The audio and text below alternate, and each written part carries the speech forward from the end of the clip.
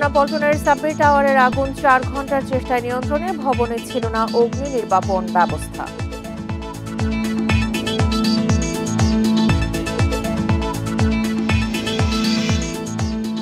Metro রেলের কমলাপুর অংশের কাজ শেষ হচ্ছে না এই বছর। রাজনৈতিক পট পরিবর্তন সহ নানা কারণে সময় লাগছে বেশি।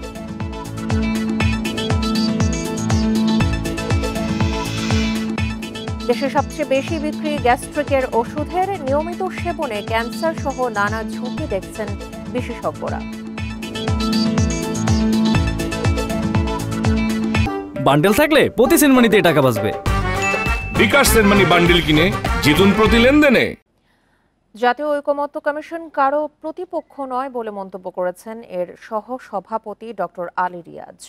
দেশের স্বার্থে রাজনৈতিক দলগুলো নিজেদের অবস্থান থেকে ছাড় দেবে বলে আশা প্রকাশ করেন তিনি। শনিবার সকালে জাতীয় সংসদ ভবনে 12 দলীয় ঐক্য জোটের সঙ্গে সংলাপের আগে একথা বলেন তিনি। এদিকে দ্রুত নির্বাচন দিয়ে ক্ষমতা হস্তান্তরের আহ্বান জানায় জাতীয়তাবাদী সমমনা জোট।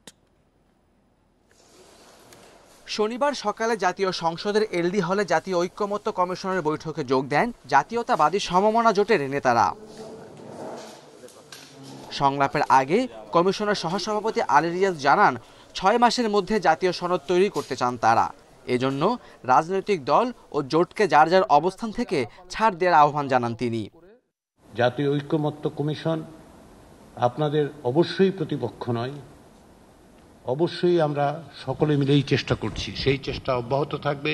সেই চেষ্টারই অংশ হিসেবে আজকে আমরা এখানে একত্রিত হয়েছি।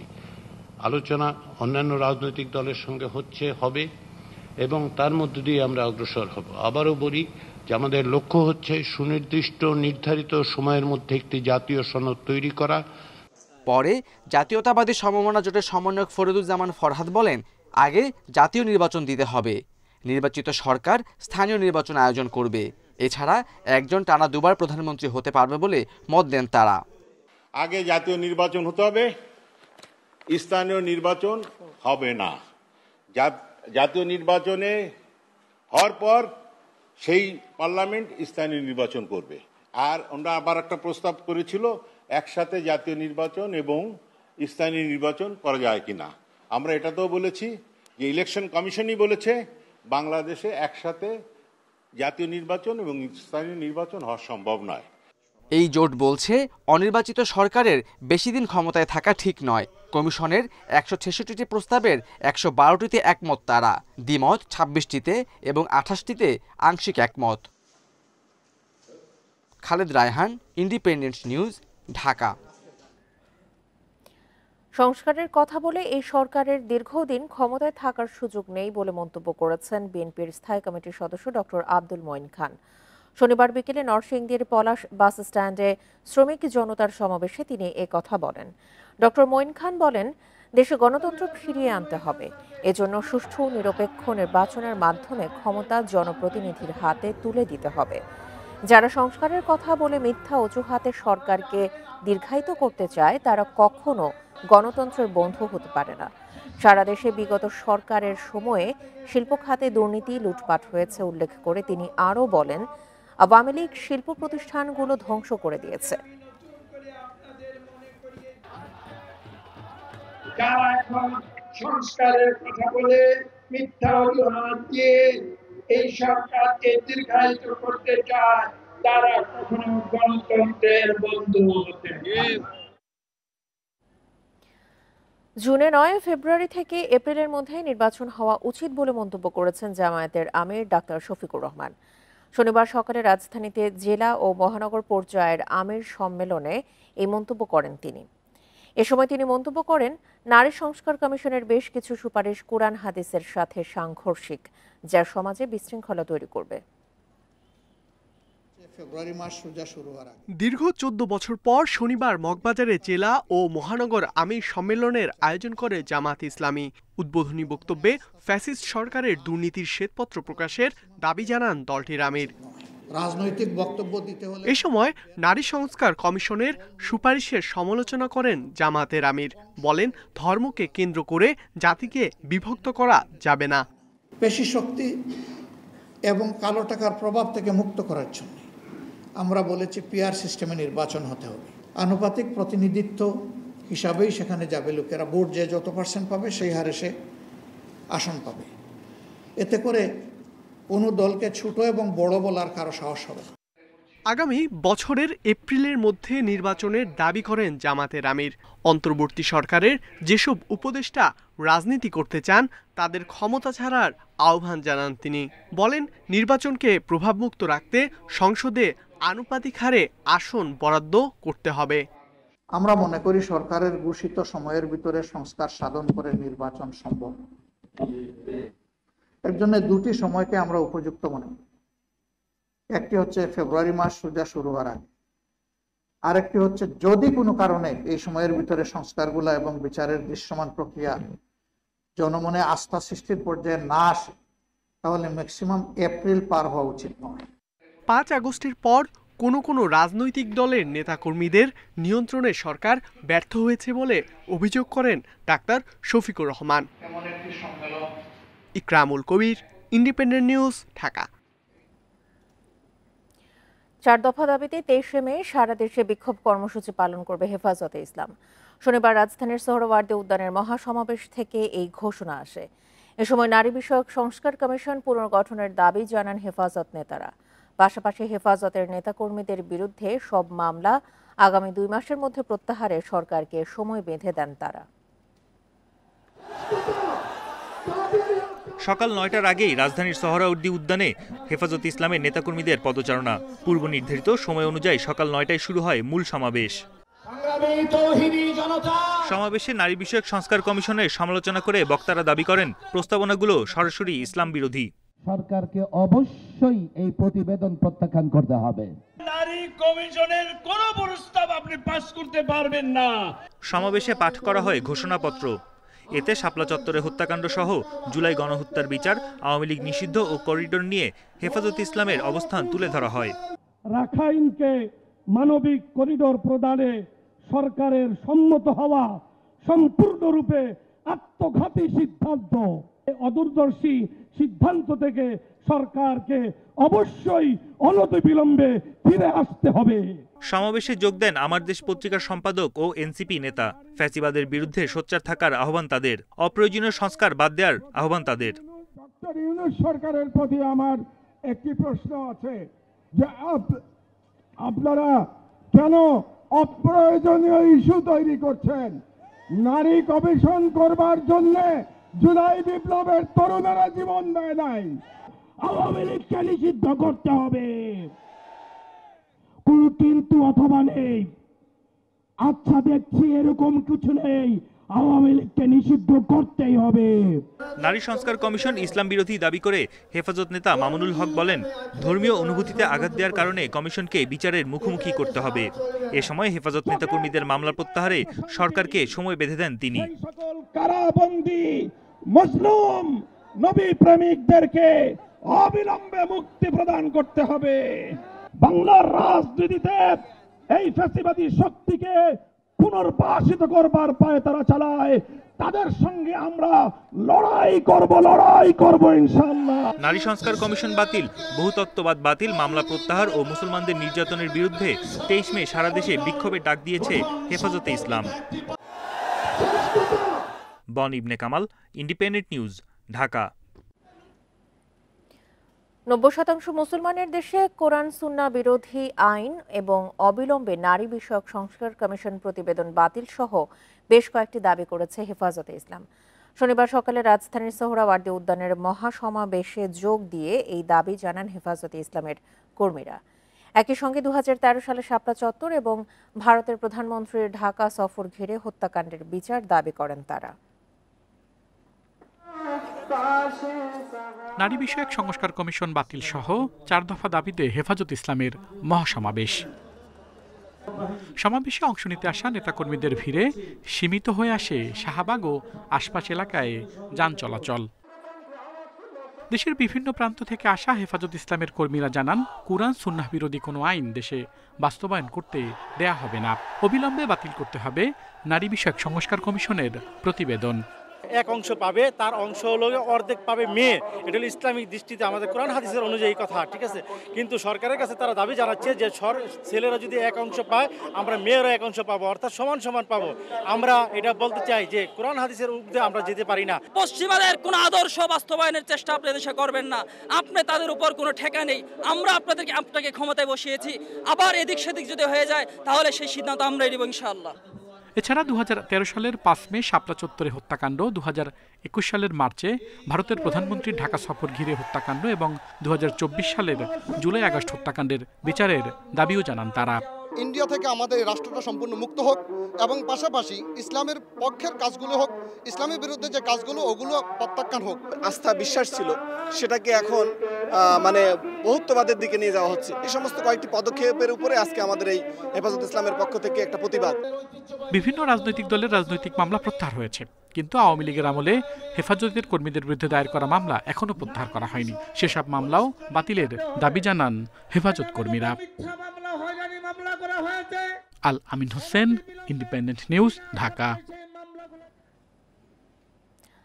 আলোচনা ছাড়া মানবিক করিডোরের নামে সেখানে যুক্তরাষ্ট্রের সামরিক জোন তৈরির পথ সুগম করছে সরকার, এমন অভিযোগ করেছেন গণ অধিকার পরিষদের সভাপতি নুরুল হক নূর। অবিলম্বে এই সিদ্ধান্ত থেকে সরে না আসলে কঠোর কর্মসূচির হুঁশিয়ারি দিয়েছেন তিনি। শনিবার বিকেলে রাজধানীর ডিপ্লোমা ইঞ্জিনিয়ার্স ইনস্টিটিউটে এক অনুষ্ঠানে তিনি আরও বলেন, বাংলাদেশকে আরেকটি ফিলিস্তিন করা হবে কিনা এমন শঙ্কায় সাধারণ মানুষ। জানান, দেশের মানুষ পরিবর্তন চায়, কিন্তু ফ্যাসিবাদের পতন হলেও বেড়েছে চাঁদাবাজি ও দখলবাজি। এ সময় শুধু আগামী নির্বাচন নয়, দেশের কোনো নির্বাচনেই আওয়ামী লীগকে অংশ নিতে দেওয়া হবে না বলে জানান বক্তারা। গণহত্যার বিচার দ্রুত করতে অন্তত 10টি ট্রাইব্যুনাল গঠনের দাবি তাদের। অনুষ্ঠানে নতুন 1000-এর বেশি নেতাকর্মী যোগ দিয়েছে সংগঠনটিতে।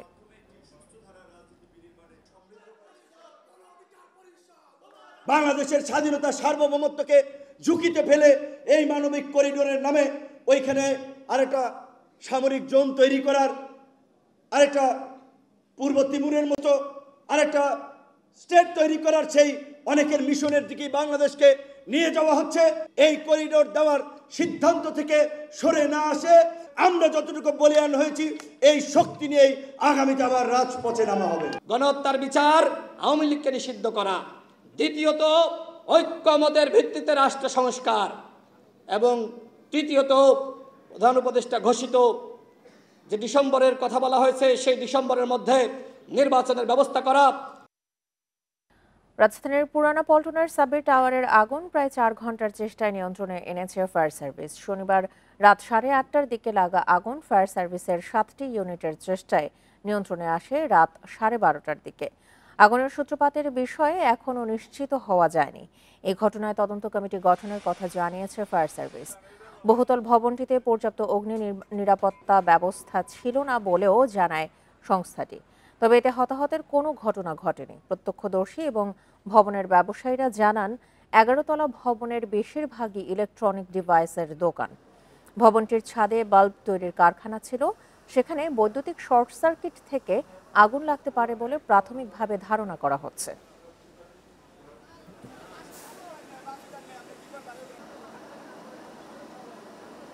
উপর থেকে হিনুলাক্স লিফটে ছাদ থেকে দেখে আমরা দৌড়ে আসছি, আইসা থেকে ফায়ার সার্ভিস আসছে। ফাইবারের লাইটগুলো ওগুলোর কারণে মূলত আগুনগুলো নিভতেছে না, এক সাইডে নিভে আসলে আর এক সাইডে জ্বলে। শর্ট সার্কিটে হইতে পারে। উপরে হলো গোডাউন আছে, গোডাউনে কার্টুন আছে। আগুনটা ছিল এই 11 তলা ভবনের ছাদে, আরেকটা টিন শেড ভবন ছিল প্রায় পুরো ছাদ জুড়েই, এবং এই টিন শেডের ভিতরে প্রচুর পরিমাণ বৈদ্যুতিক সাজ সরঞ্জামাদি বিভিন্ন রকম মালামাল ছিল। এই হাই রাইজ বিল্ডিংয়ের নিয়ম অনুযায়ী যেরকম ফায়ার সেফটির ব্যবস্থা থাকার কথা সেরকম কোনো ব্যবস্থা ছিল না। আমরা কিছু এক্সটিংগুইশার দেখতে পেয়েছি। মতিঝিল থেকে কমলাপুর পর্যন্ত মেট্রো রেলের কাজ এবছর শেষ হচ্ছে না। প্রকল্পের ব্যবস্থাপনা পরিচালক জানান, 5 অগাস্টের পট পরিবর্তনের পর মেট্রো রেলের অনেক বিদেশি কর্মী চলে গেছেন। দায়িত্বশীল ব্যক্তিদেরও রদবদল হয়েছে, তাই কাজ ব্যাহত হয়েছে বলে জানান তিনি। আগামী বছরের অক্টোবরের মধ্যে এই অংশে চালু হতে পারে ট্রেন চলাচল। মেট্রো রেলে উত্তরা থেকে মতিঝিল রুটে প্রতিদিন চলাচল করে 4 লাখের বেশি যাত্রী। MRT-6 লাইনে মোট স্টেশন 17টি। এর মধ্যে কমলাপুর বাদে বাকি সব স্টেশন চালু রয়েছে। মতিঝিলে শাপলা চত্বর থেকে কমলাপুর রেল স্টেশন পর্যন্ত 1.16 কিলোমিটার অংশে নির্মাণ কাজ চলছে। বিগত সরকারের সময় বলা হয়েছিল এবছরের ডিসেম্বরে ট্রেন চালু করা যাবে, কিন্তু এখন তা আর হচ্ছে না। কর্তৃপক্ষ বলছে রাজনৈতিক পট পরিবর্তন সহ বেশ কিছু জটিলতায় কাজ শেষ হতে সময় লাগছে। যেহেতু স্মল কাজ, এটা প্রোগ্রেস কম হয়েছে। তারপর কিছু ইনসিডেন্ট তো হয়েছে, যেটা ছাত্র আন্দোলন মুভমেন্টের কন্ট্রাক্টর অনেকে বিদেশ চলে গেছিল, কনসালটেন্ট অনেক বাইরে চলে গেছিল, ডিফারেন্ট ইনসিডেন্টের জন্য এটা হয়েছে। ওই সময় যে পরিস্থিতিটা বলা হয়েছিল বা যে কনসিডারেশনে বলা হয়েছিল, প্র্যাকটিক্যালি এটা হবে না এই ডিসেম্বরে। নির্ধারিত সময়ে শেষ না হলেও প্রকল্পের কাজের মান ঠিক রাখার ওপর জোর দেন বিশেষজ্ঞরা। কিছুটা যদি দেরিও হয়, আমি এটাতে কোনো অসুবিধা দেখি না, কারণ একটু সতর্কবার্তা দিতে হবে যে আমি যা ইচ্ছা তা করতে পারি না। জনগণের টাকায় যখন উন্নয়ন হয়, এটা যেন সাশ্রয়ী মূল্যে হয়, টেকসই মূল্যে হয়, যাদের কাজ করার কথা তারাই যেন কাজ করে, এলোমেলো যেন কাজ না হয়। MRT-6 লাইন উত্তরা থেকে কমলাপুর মেট্রো রেল স্টেশনে এসে মিশবে। একই সঙ্গে লাইন 1 রুটের একটি অংশ বিমানবন্দর থেকে কমলাপুরে শেষ হবে। Shahid Ahmed, independent News, Dhaka. পথ নির্দেশনা বাতিল না থাকায় বরিশালে নৌপথে রাত্রিকালীন নৌযান চলাচল ঝুঁকির মুখে। বেশিরভাগ চুরি ও বিকল হওয়ায় হয়ে পড়েছে। অভিযোগ রয়েছে এক শ্রেণীর জেরে চুরির সঙ্গে জড়িত। এ বিষয়ে পুলিশকে কয়েকবার জানানো হলেও আজ পর্যন্ত কোনো সুরাহা হয়নি। বরিশাল অঞ্চলে 1200 কিলোমিটার নৌপথের বিভিন্ন স্থানে অসংখ্য চর। দুর্ঘটনা এড়াতে ঝুঁকিপূর্ণ পয়েন্টে স্থাপন করা হয়েছে 138টি নৌপথ নির্দেশনা বাতি। এর মধ্যে 40টি বয়া ও 98টি বিকন বাতি। কিন্তু নির্দেশনা বাতির বেশিরভাগই চুরি হয়েছে, আর যেগুলো আছে সেগুলোও বিকল। রাতে হাজারো যাত্রী নিয়ে ঝুঁকিপূর্ণ অবস্থায় নৌযান চালান চালকরা। আগে বিকন ছিল, বয়া ছিল, বয়াগুলো ফিলাস ছিল, এখন নদীতে চলাচল করার মতো কোনো কিছু নদীতে নেই। মল্লিকপুরের এখান দিয়ে অধিকাংশ জায়গায় প্রায় 5 নটিক্যাল পথের মতো কোনো পানি নাই। সেখানে বয়াবাতিগুলো আছে ঠিকই, বয়াবাতির কোনো বাতি নাই। বিআইডব্লিউটিএ বলছে এ পর্যন্ত 49টি সাধারণ ডায়েরি করে পুলিশকে চুরির বিষয়টি জানানো হয়েছে, কিন্তু এ পর্যন্ত একটি ঘটনারও কোনো সুরাহা হয়নি। পুলিশ আমাদেরকে বলে চোর ধরে দিতে, কিন্তু এই চোর ধরা তো আমাদের পক্ষে সম্ভব না। এভাবে ক্ষতিগ্রস্ত হয়ে যায় এবং চুরি হয়ে যায়, পরে আবার আমরা এটা আবার রিপ্লেসমেন্ট করার জন্য, আবার নৌপথকে সচল রাখার জন্য আবার রিপ্লেসমেন্ট করার জন্য চেষ্টা করতেছি।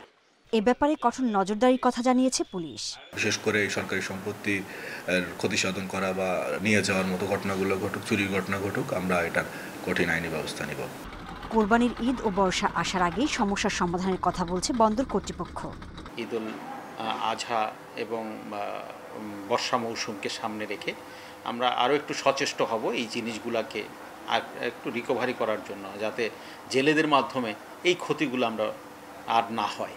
প্রতিটি বয়ার দাম 26 থেকে 30 লাখ এবং বিকনের দাম 3 লাখ টাকা। Independent news. নদী ও মাটিতে নতুন এক দূষণের নাম পিফাস। চামড়া ও পোশাক কারখানা থেকে নির্গত ফ্লোরিন ও কার্বন মিলে সৃষ্টি করছে এই দূষণ।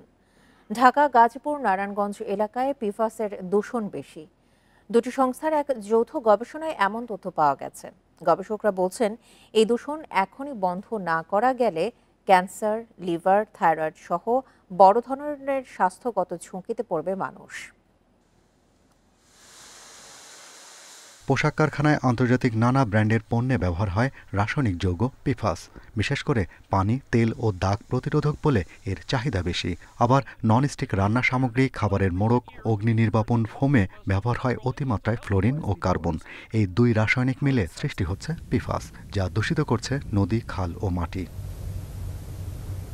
এ সংক্রান্ত এক গবেষণাপত্র নিয়ে মতবিনিময় সভা হয় রাজধানীর একটি হোটেলে। সেখানে রাজনীতিবিদ ও পেশাজীবীরা বলেন, শিল্প কলকারখানা স্থাপনের আগে অবশ্যই পরিবেশগত সমীক্ষা করতে হবে।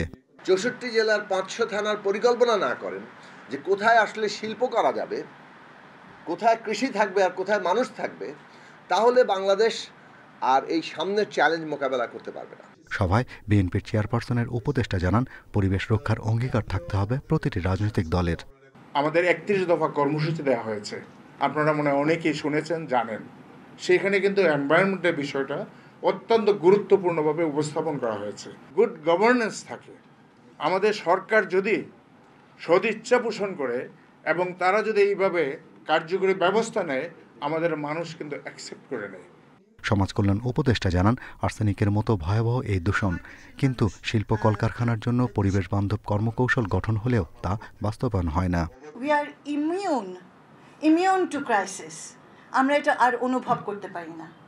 আমার দেশের মানুষ আর্সেনিকে মারা যায়, আমার দেশের মানুষ দূষিত পানি, নানান রকমের দূষিত পানি এবং খাদ্যে মারা যায়।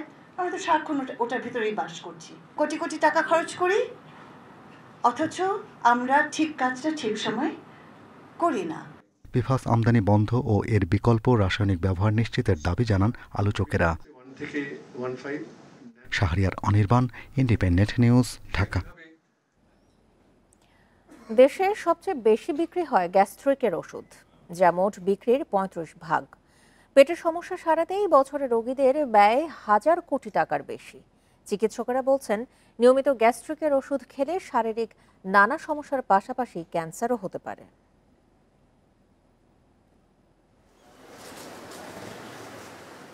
রাজধানীর তেজগাঁওয়ের মা ফার্মেসি। 5 মিনিটে ওষুধ কিনতে আসেন 3 জন। অন্যান্য ওষুধের সঙ্গে সবাই গ্যাস্ট্রিকের ওষুধ কিনেছেন। চাহিদা বেশি হওয়ায় এই দোকানে গ্যাস্ট্রিকের ওষুধ আলাদা করে রাখা হয়। একই এলাকার ইনসাফ ফার্মেসি, এই দোকানেও সবচেয়ে বেশি বিক্রি হয় গ্যাস্ট্রিকের ওষুধ। দোকানি জানান, 90% প্রেসক্রিপশনেই গ্যাস্ট্রিকের ওষুধ লেখা হয়। আয়সা বললো একটা গ্যাসের ওষুধ দেন, হ্যাঁ একটা পুরি খেলো বা সিঙ্গারা খেলো একটা গ্যাসের ওষুধ দেন, ভাত খেলো একটা গ্যাসের ওষুধ দেন। সাধারণ মানুষ দরকার না হইলেও অনেক সময় গ্যাসের ওষুধটা মনে করে যে কোনো ওষুধের সাথে একটা গ্যাসের ওষুধ খুব দরকার, এইভাবেই নিতে চাই বেশিরভাগ। ঔষধ শিল্প সমিতির হিসেবে দেশে মোট বিক্রি হওয়া ওষুধের 35% খাদ্যনালীর রোগের, হার্ট ও রক্তনালীর 13%। গত 10 বছরে হার্ট ও রক্তনালীর ওষুধের ব্যবহার 9 থেকে বেড়ে 11% হয়েছে। মার্কেটটা এখনও গ্রো করতেছে, ইটস অ্যারাউন্ড 10 to 12% এটা গ্রো করে। এটা সবথেকে বহুল ব্যবহৃত ওষুধ এই মুহূর্তে। এটা অনেকগুলো মলিকুল আছে, রেবিপ্রাজল, অমিপ্রাজল, ইসোমাপ্রাজল, ডেক্সলান্সোপ্রাজল। জনস্বাস্থ্য বিশেষজ্ঞরা বলছেন, ফাস্টফুড জাতীয় খাবারের চাহিদা বেড়েছে। অতিরিক্ত তেল, চর্বি ও মশলাযুক্ত খাবার পরিপাকতন্ত্রের রোগ বাড়াচ্ছে, তাই খাদ্যনালীর রোগের ওষুধের বিক্রি বেশি।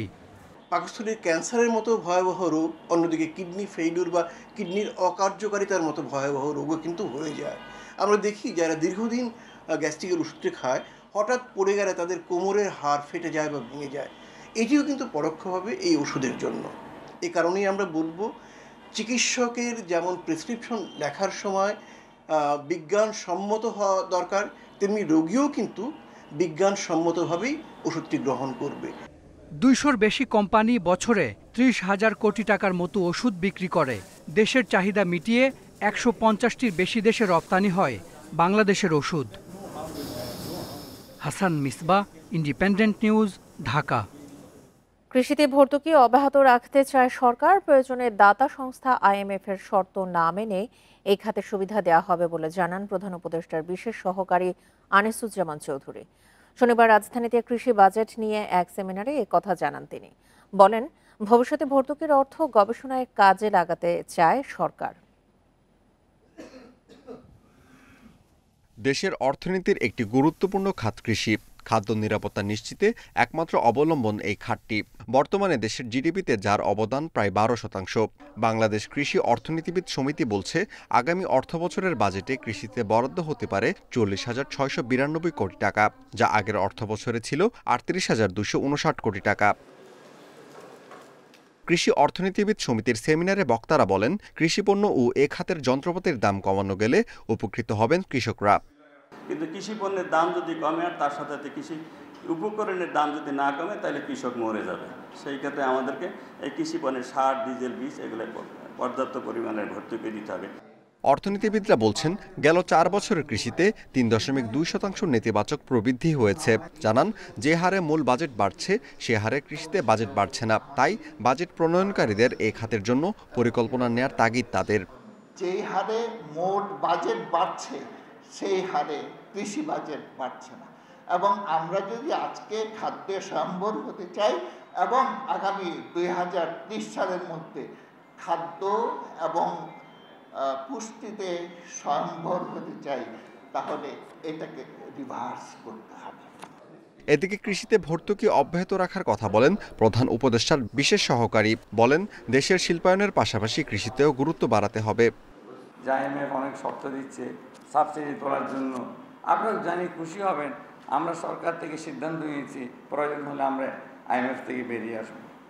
মূল বাজেটে কৃষি খাতে বরাদ্দ 10% এবং ভর্তুকিতে 5% করা গেলে এ খাত আগামীতে উঠে দাঁড়াতে পারবে বলে দাবি গবেষকদের। Amirul Islam, independent News, Dhaka.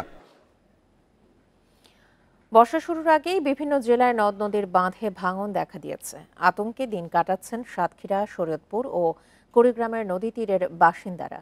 এরই মধ্যে বিলীন হয়েছে বসতঘর ও ফসলি জমি সহ নানা স্থাপনা। অভিযোগ, ভাঙন রোধে উদাসীন কর্তৃপক্ষ। ভারত বাংলাদেশের সীমান্তে ইছামতি নদীর কিনারা ঘেঁষে সাতক্ষীরার দেবহাটা উপজেলা। বর্ষা এলে আতঙ্ক বাড়ে নদী পাড়ে। শুধু দেবহাটা নয়, সদর উপজেলার টাউন শ্রীপুর সহ কমপক্ষে 10টি পয়েন্টে বেড়িবাঁধের অবস্থা ঝুঁকিপূর্ণ।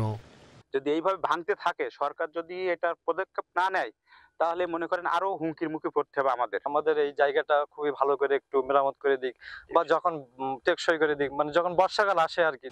এরই মধ্যে নদীতে বিলীন হয়েছে রাজনগর মৌজা, কোমরপুরের খাদ্য গুদাম সহ বহু স্থাপনা। ভাঙনের হুমকিতে থানা ভবন, মন্দির সহ বিভিন্ন স্থাপনা।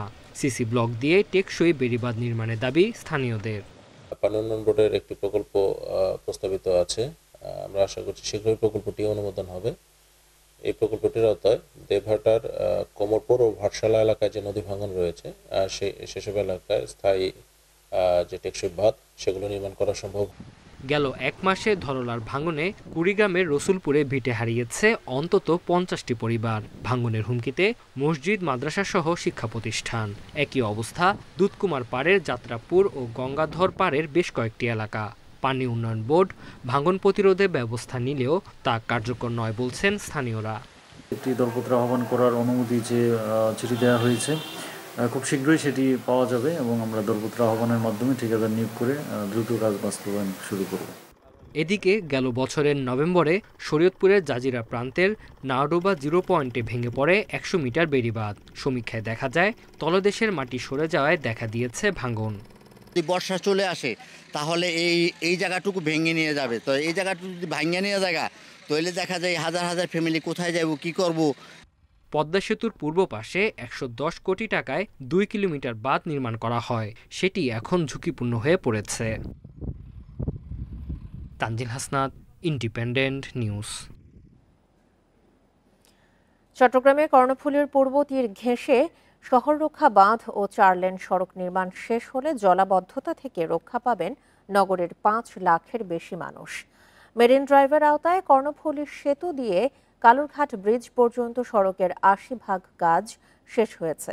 এবছর জুলাই নাগাদ 100% কাজ শেষ করার আশা প্রকল্প পরিচালকের।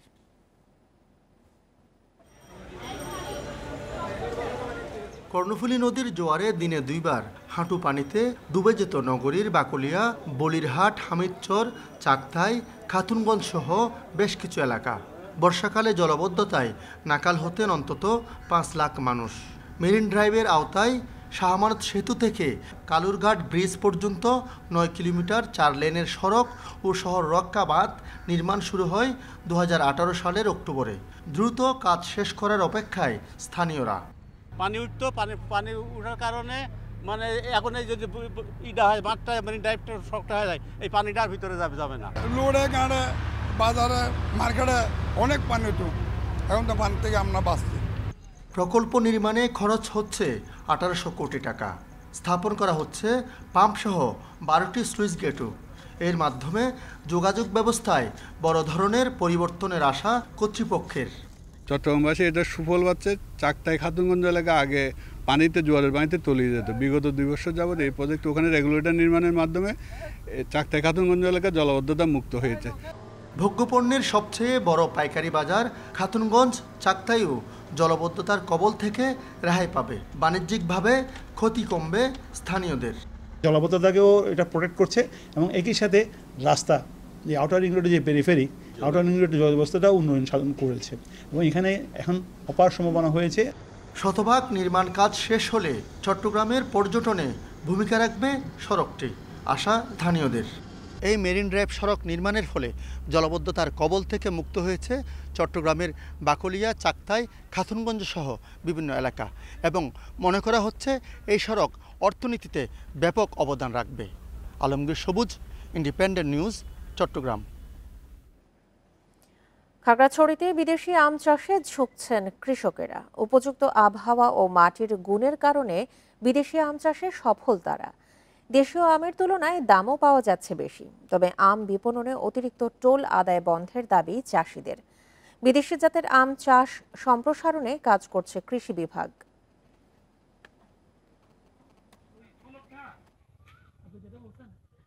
গাছে থোকায় থোকায় ঝুলে আছে লাল আম বা রেড ম্যাঙ্গো। খাগড়াছড়ির পাহাড়ে ৩০ একর জমিতে American Palmer, Chiang Mai, banana mango, red lady, apple mango সহ নানা প্রজাতির আম চাষ করেছেন মংসেতু চৌধুরী। এবার ফলনও হয়েছে ভালো।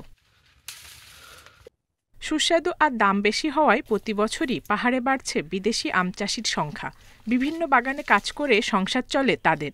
প্রচলিত জাতের চাইতে বিদেশি আমটা ফলন বেশি এসেছে, তো আমি আশা করি এবছর ভালো অ্যামাউন্ট পাবো। এই বাগানে কাজ করে আমি প্রায় 2 বছর ধরে যাবতীয় আমার এখানে কাজ করে আমার সংসার চালাই। বাণিজ্যিকভাবে লাভবান হওয়া চাষিদের বিদেশি আম চাষে উৎসাহিত করা এবং চারা দিচ্ছে কৃষি বিভাগ। মাতৃগাছ রোপণ করেছি আমরা, এখান থেকে আমরা চারা উৎপাদন করছি এবং যারা আগ্রহী কৃষক তাদেরকে কিন্তু আমরা এই চারাগুলো সরবরাহ করছি এবং আমরা এই ক্ষেত্রে উৎসাহী কৃষকদের কাছ থেকেও কিন্তু বিভিন্ন সায়ন নিয়ে সংগ্রহ করে আমরা কিন্তু নতুন চারা কলমের মাধ্যমে এই জাতগুলোই ছড়িয়ে দেওয়ার চেষ্টা করছি। তবে ঢাকাসহ বিভিন্ন জেলায় আম পাঠাতে জেলা পরিষদ, পৌরসভা সহ অন্তত 4 জায়গায় টোল দিতে হয়। তাই বিপাকে বাগান মালিকেরা। অবৈধ টোল আদায় বন্ধের দাবি তাদের।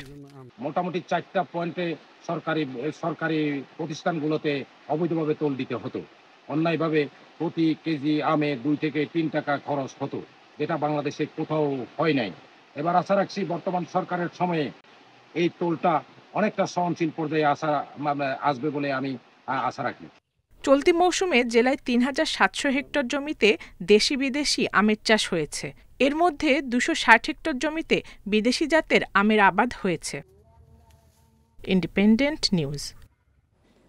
এছাড়া এখনকার সংবাদে আমন্ত্রণ পরের আয়োজনে।